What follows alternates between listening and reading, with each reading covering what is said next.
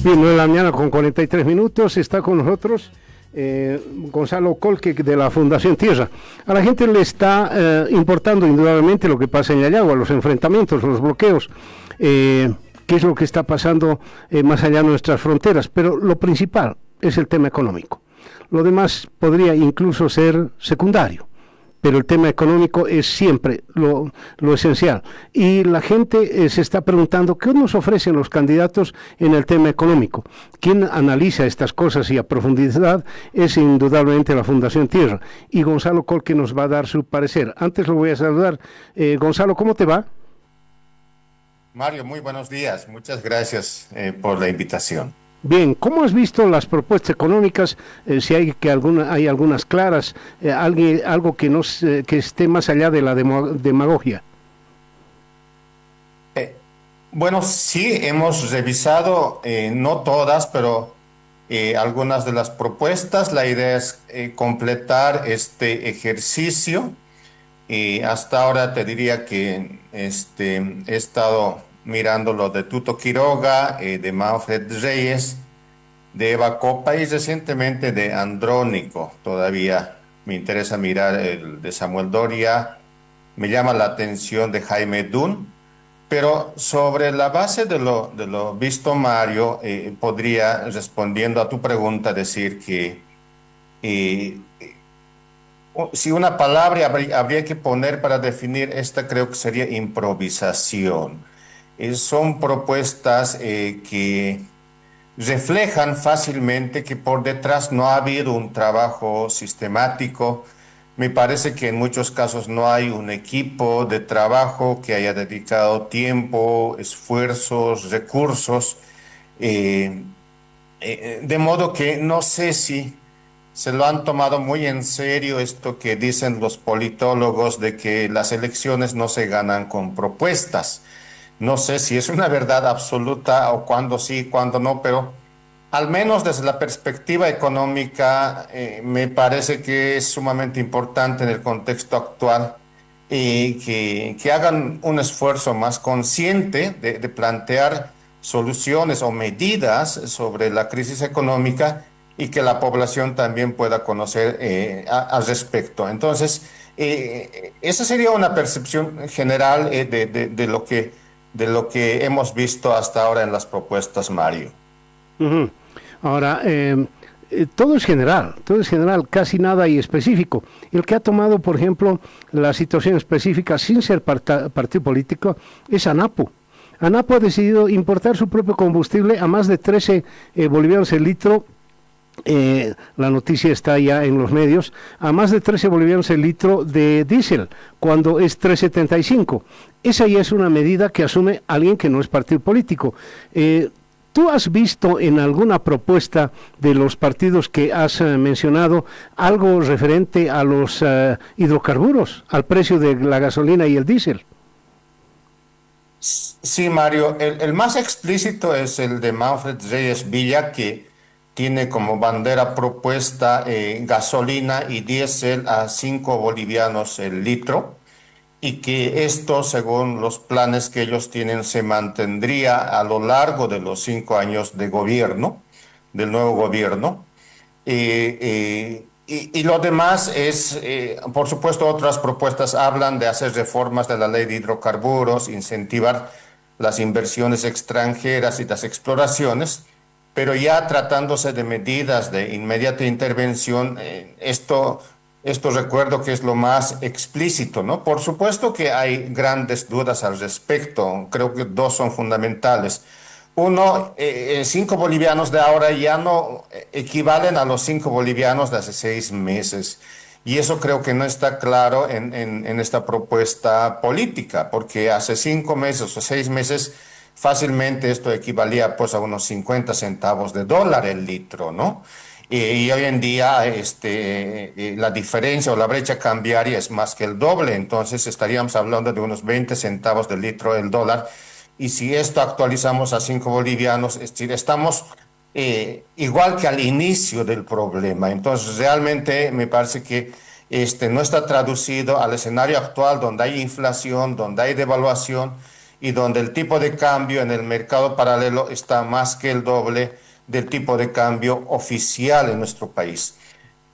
Otra medida que parece importante también a mediano plazo, en la mayoría de los casos, hablan de la necesidad de reforma en la ley de hidrocarburos, lo cual creo que hasta el exministro que estaba a cargo de este ramo ya lo ha dicho que ha sido una de las batallas permanentes en que no ha podido avanzar dentro del gobierno actual, pero que definitivamente es la única manera, digamos, de abrir oportunidades para mejorar los resultados de las exploraciones que hasta ahora hemos hecho y que han sido la mayor parte fracaso, ¿no? Por eso no tenemos mayores reservas de gas y de hidrocarburos en el país.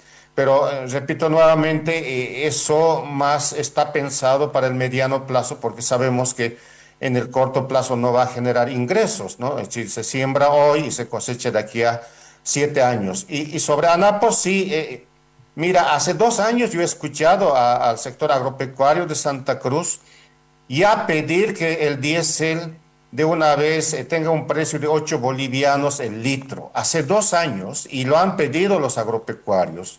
El gobierno no lo ha tomado y respondía a un diagnóstico correcto, Mario, porque en ese momento sabíamos que era demasiado artificial el precio actual que tenemos y obviamente la diferencia de haber tomado 8 bolivianos hace 2 años de manera oficial que hoy está en el hecho de que nos hubiéramos ahorrado gran parte de los problemas económicos y de déficit fiscales que tenemos al día de hoy.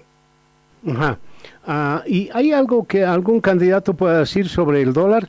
Bueno, el dólar, no quiero dar el precio, pero bueno, nada tiene que ver con 6.96, a no ser alguna promoción medio rara por ahí. ¿Alguno de los candidatos habla de sincerar el precio del dólar? Casi todos hablan de estabilizar el tipo de cambio. Lo que no queda explícito es en cuánto van a estabilizar o si va a ser un precio flotante o cuál va a ser el mecanismo de controlar o no controlar las oscilaciones en el mercado. Pero la palabra creo que políticamente correcta que han encontrado es estabilizar el tipo de cambio, ¿no? Y la estabilización del tipo de cambio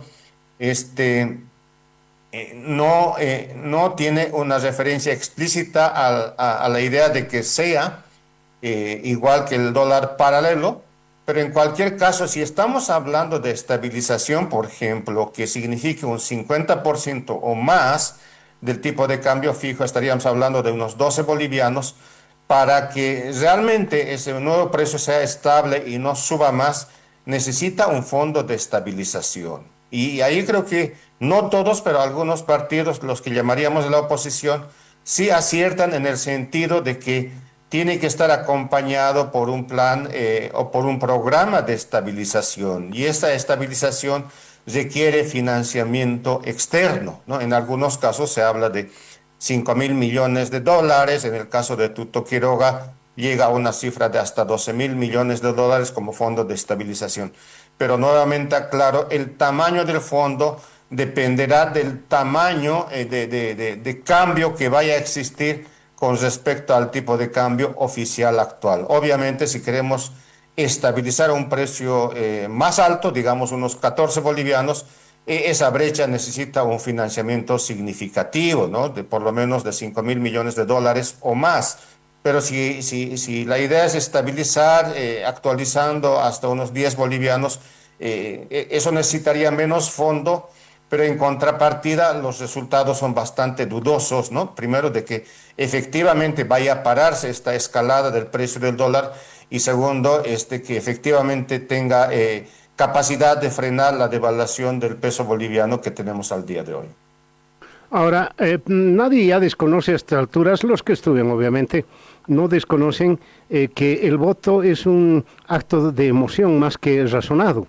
Y en ese contexto se podría explicar desde ese punto de vista que pese a la gran crisis económica que tenemos y pese a que los responsables los conocemos todos, haya mucha gente que quiera votar insistiendo en Andrónico, por ejemplo, así se explicaría ese voto más del corazón que del cerebro. Definitivamente, Mario, el aspecto psicológico colectivo creo que juega un rol importante en las decisiones políticas al día de hoy. Eh, yo escucho a mucha gente, por ejemplo, del sector rural, del sector popular, llegar al siguiente razonamiento. Si con Evo Morales había dólares y con Evo Morales no faltaba combustibles, entonces su retorno significa que vamos a volver al mismo escenario. Entonces hay esta creencia muy arraigada en muchos sectores y fuertes, y también en algunos casos es una creencia que se traslada a lo que podría hacer Andrónico Rodríguez, ¿no? Andrónico Rodríguez, siendo de la misma línea y más o menos siendo partidario de las mismas políticas económicas, él también sería en cierta medida por lo menos garantía de que reaparezcan los dólares y de que reaparezca el combustible. Y esto va a tener efecto político. El otro tema importante a tener en cuenta es que estamos en la etapa inicial de la crisis que está ya tocando nuestros bolsillos, Mario, y en ese contexto hay que entender que la primera reacción de la gente es empezar a buscar soluciones que un poco sean mágicas, menos realistas, y es como cuando uno se enferma, lo primero que hace es ir al yatiri, ¿no? Y cuando empeora, recién va al médico. Entonces, pienso por lo menos personalmente que estamos en esa etapa, ¿no? De buscar soluciones rápidas, inmediatas, mágicas, y eso es lo que va a pesar a la hora también incluso de leer las propuestas económicas, ¿no?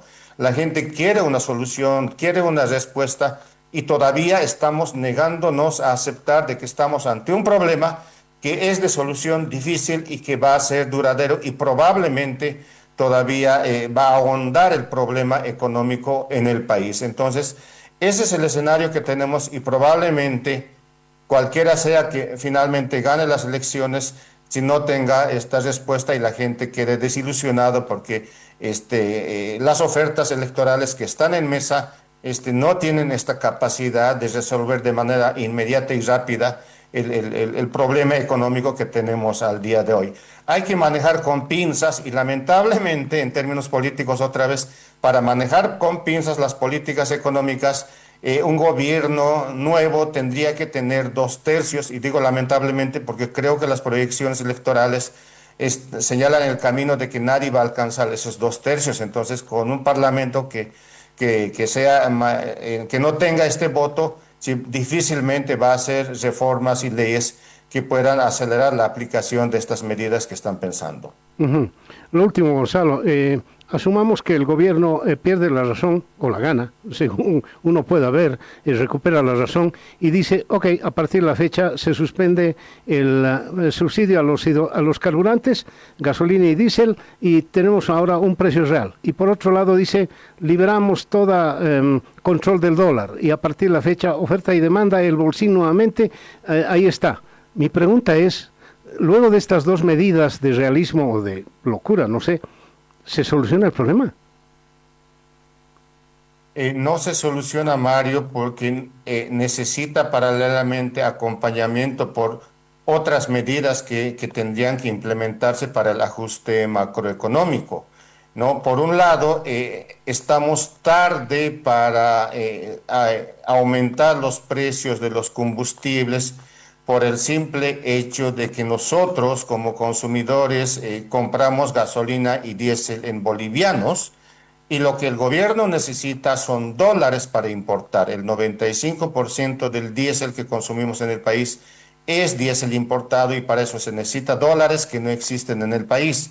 Por lo tanto, el gobierno o bien acude a otros fondos o bien acude al mercado paralelo, o tiene mayor endeudamiento como lo está haciendo vía Banco Central en este momento. Entonces, por más que suban los precios, eso no se traduce, primero no se traduce automáticamente en dólares, y para traducir a dólares en este momento tenemos un costo económico que sería más o menos la referencia del mercado paralelo.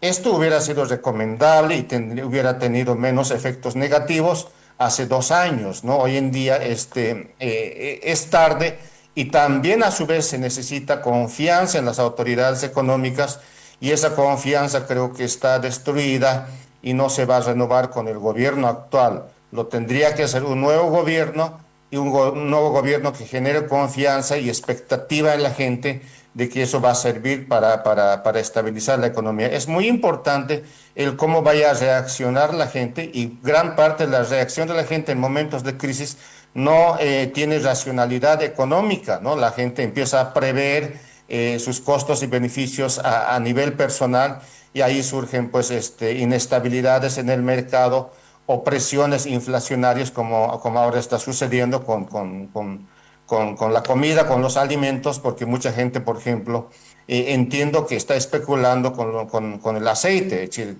producimos suficiente aceite en el país, solo necesitamos el 10% de lo que producimos. Yo estoy seguro que los productores proveen este 10%, pero en el camino entre intermediarios y comerciantes se va perdiendo. ¿Por qué? Por la simple razón de que el tipo de cambio paralelo hace que sea más interesante, por ejemplo, llevar a Perú, donde puede duplicar el precio de este producto. Entonces hay mucha gente que está haciendo este tipo de negocios y eso es una lógica económica que es muy difícil de controlar con las políticas de control fronterizos. Bien, Gonzalo, no sabes cómo te agradezco como siempre tu participación en el programa. Estamos siempre a disposición y gracias por la tuya. Un abrazo grande. Muchas gracias, Mario.